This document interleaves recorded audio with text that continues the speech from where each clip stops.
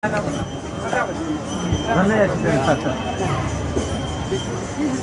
is very personal, wearing my hat as the daughter of Lane Singh Baliwal that both Joy and Axel had mentioned, and wearing my other hat as an art historian. So, you know, I first met Joy, it was 2004, almost 10 years ago. And our first meeting was in San Francisco when she came to hear a talk I was giving on Newar Buddhism. And one of the first things that struck me was her true dedication and love for the cultural heritage of Nepal. Almost 8 years later, we reconnected again in 2010 when she approached me with this fantastic project where she, as an artist, wanted to document this idea of a lost memory.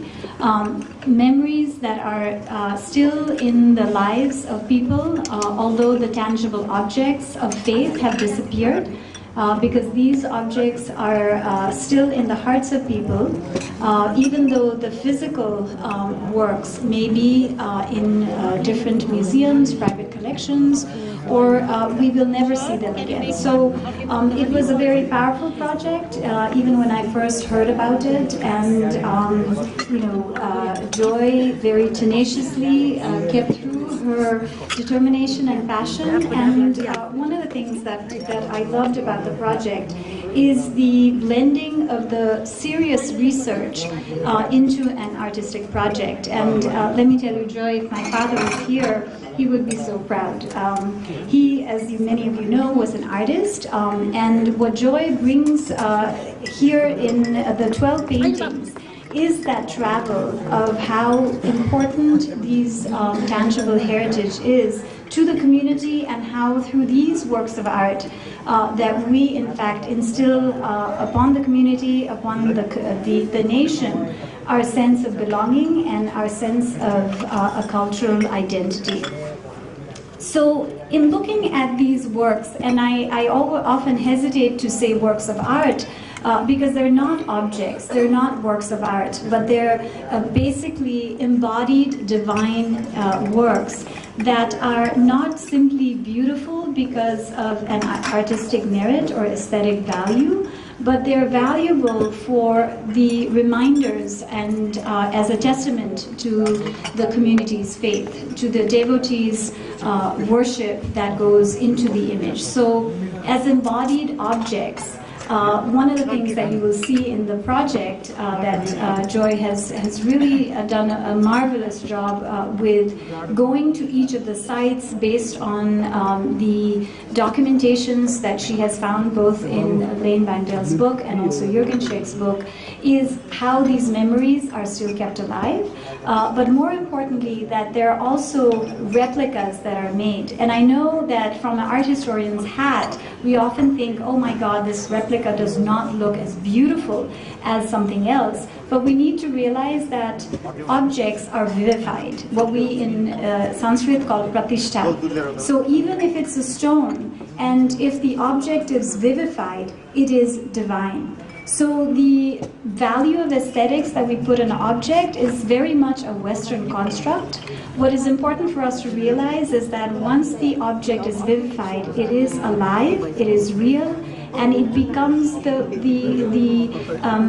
target, or it becomes the attention, gives the attention to all of the community that they need to revere these objects as tangible deities. So it's a wonderful journey of loss.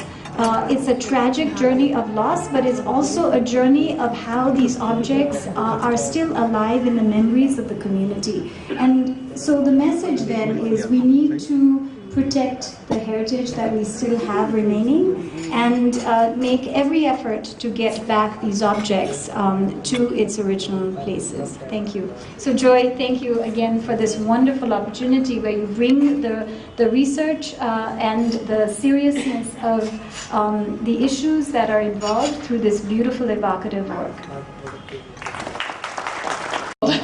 Please get closer to the fires if you can. I'll try to be brief so you can all get inside and see the work. Thank you for being here. I feel very honored to to be able to exhibit the very first exhibition of this project here in the beautiful Patan Museum, and to have the exhibition run alongside the International Symposium that UNESCO has organized is really a great honor. I've been an artist my whole life, and I'm now a researcher as well for this project. I'm from California, but I've been living here about a year and a half now, and I've been coming and going to Nepal for about 10 years now. My Nepali is slowly getting a bit better too. But when I first came, I was unaware of the thefts that had occurred, the loss that had occurred. I think that's common for visitors here.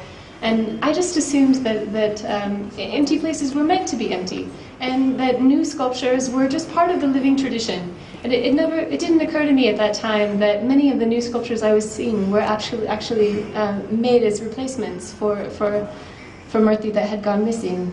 And in 2006 was really when I started to become aware of the issue and of the art that had been lost, and started to, I found Lansing Bongdel's book very quickly, and the book by Jürgen Schick at the same time. And the photos in those books, if you haven't seen them, please see them. Stolen Images by Lansing Bongdel and The Gods Are Leaving the Country by Jürgen Schick are full of just very powerful before and after images, very striking photographs. And between the two books, they document about 120 stolen stone sculptures. And those books really raised a lot of questions for me. It's been 30, 40 years now since the theft, so I wondered, well, what do those communities look like now? What do those sacred spaces look like now? And how have people responded? And in 2010, I started the research for this project. This has been a long time in the making. And under the guidance of Dina Bongdel, I started visiting these sites and found that at over half of the sites, there was a replacement Murthy in place. And worship was very active. At almost all of the sites, worship was active. And in 2012, I finally took the initiative to quit my job and come here and work full-time on this project. And it's using my savings account primarily, but it's been worth it, absolutely. And what I was actually doing is I would take these books, Lansing Bongdel's book and Jürgen Schick's book, take them into the communities and talk to the elders and ask them, where were these before? And in the beginning, my Nepali was horrible. And it was so bad, and so I would just point to the photos and fumble my way through. But people were so welcoming and wonderful, and elders were eager to talk and to show the places. And I recorded those stories. And thankfully, my Nepali is a bit better now, and it's gotten a bit easier.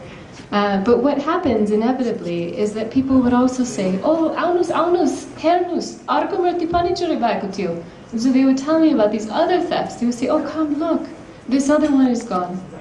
And so the database that I started with the 120 sculptures from Lansing Bongdel and Jürgen Schick that they documented has now grown to about 220 now at this point.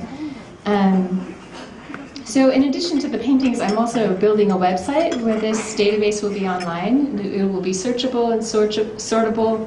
And there will be an interactive map of the thefts, and the idea is that anyone can come there can look online from all over the world and do a search for Ganesh and find all the places that these Ganesh sculptures were stolen from. It's meant to be very interactive and useful. And I decided to really focus on stone sculptures for this project because stone sculptures were always public. They were never owned by people and kept inside their homes. They were a part of the public spaces, and they're at fountains in the middle of fields, so they're outside of the temples.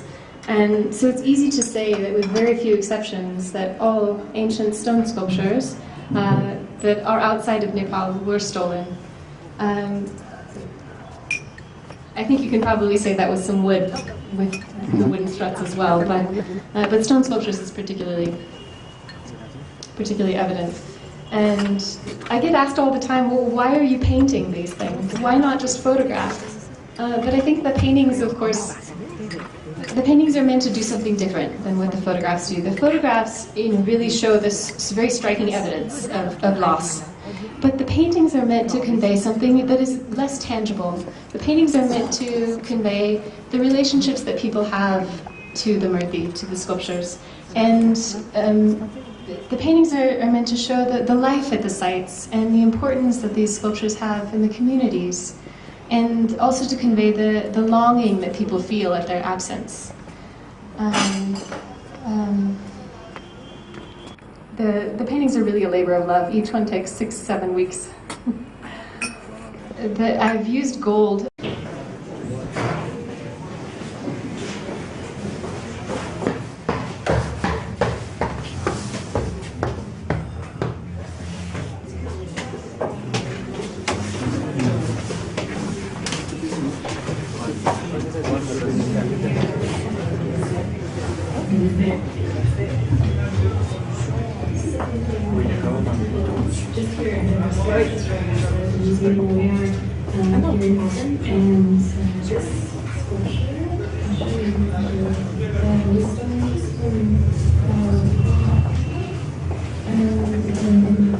Seventeenth century dancing goddesses.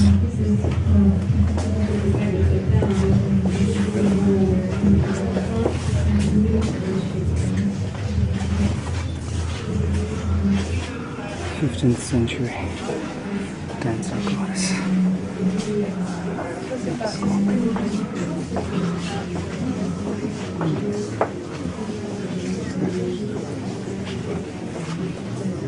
17th century Syrian goddess.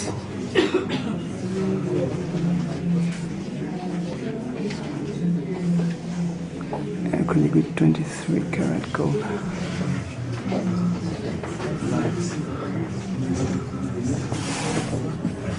Acrylic with 23 karat gold.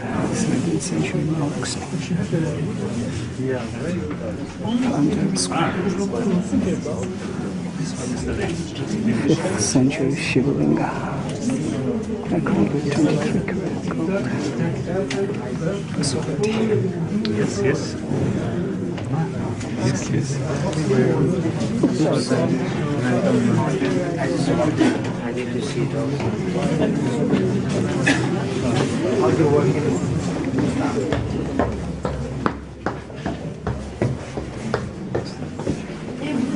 Bhaktapur Bhavati Temple.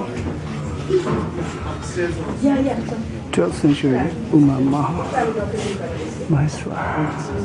23 karat gold and cotton canvas acrylic.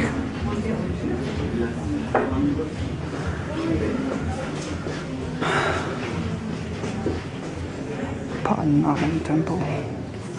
Oh, this one was an invitation card. 15th century Lakshmi Narayana. Acrylic 23 karat gold, 40 by 3.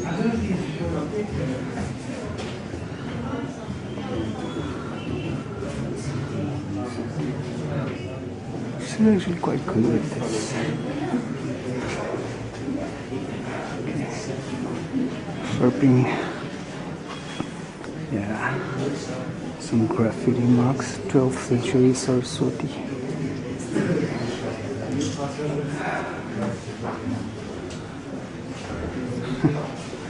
This is quite nice. 17th century Vishnu with Lakshmi and Saraswati. One of my favorite old town.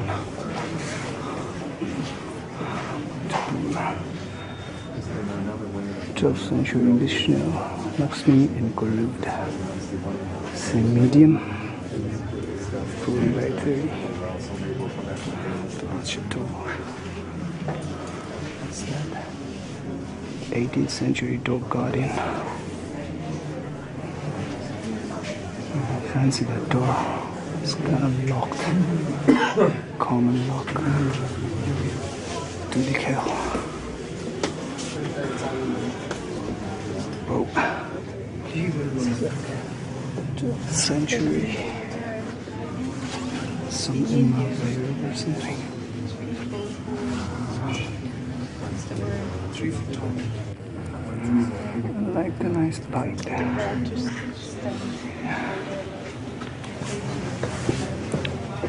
Oh, Nasamanto.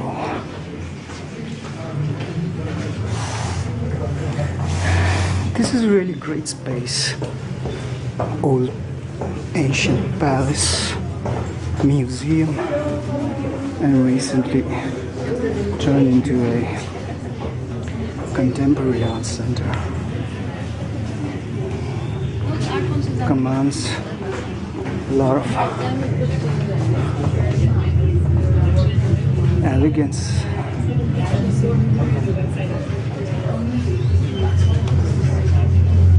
Respect to the scene.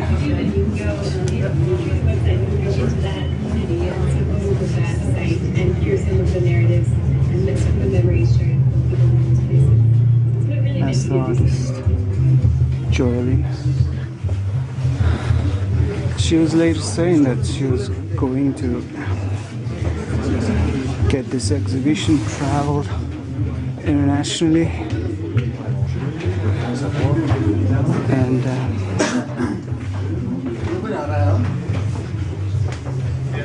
it's quite a scope.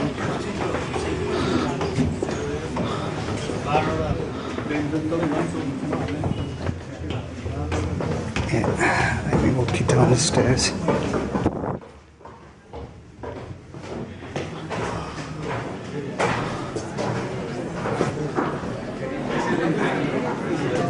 Outside.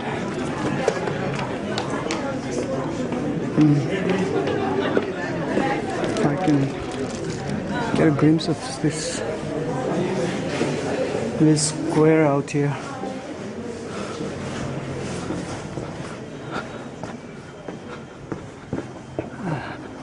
That's the main door out.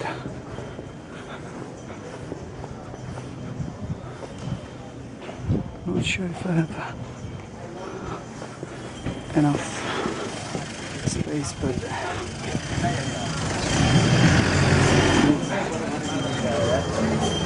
it's the Pandora Square.